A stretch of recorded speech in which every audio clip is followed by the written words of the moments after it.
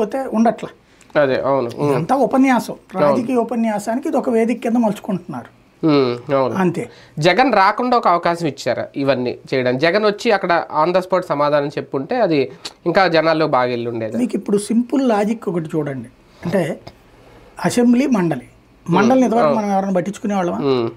Nothing. అసలు మండలి live ఇవ్వడం అంటే ఒకప్పుడు నాకు బాగా గుర్తు, ఎవరు కిరణ్ కుమార్ రెడ్డి సీఎంగా ఉన్నప్పుడు మండలి చైర్మన్ గారు అప్పుడు చక్రపాణి గారు అనుకుంటా, మాకు అందరికి మీటింగ్ పెట్టారు ఎడిటర్లందరికీ.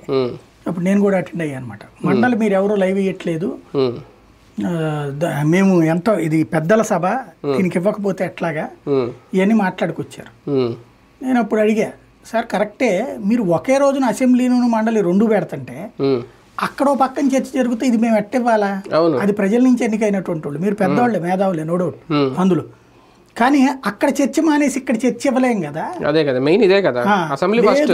దానికంటే మీరు పని చేయండి, ఆ అసెంబ్లీ ఒకరోజు జరిగితే మీరు ఒకరోజు మండలి ఒకరోజు పెట్టుకోండి, లేదా ముందు మండలి పెట్టేసుకుని ఆ తర్వాత అసెంబ్లీ జరుపుకునేటట్టు పెట్టండి. అప్పుడు నడుస్తుంది. అంటే అది ఒప్పుకోరు కదా మా వాళ్ళు. మరి మీ వాళ్ళు ఒప్పుకోరు, కానీ మిమ్మల్ని మారమంటే ఎట్లా మారుతాం సార్? మండలిని ఎవడో పట్టించుకోవట్లేదంటే మనం అప్పటికి మండలికి నేను సపరేట్గా ఒక సబెట్ని పెట్టి న్యూస్ రాయిపించేవాడు, ఆ బయటలన్నీ వేయించేవాడిని, మండలికి లైవ్ కూడా ఇప్పించేవాడిని మధ్యలో. అసెంబ్లీ గ్యాప్ వచ్చినప్పుడల్లా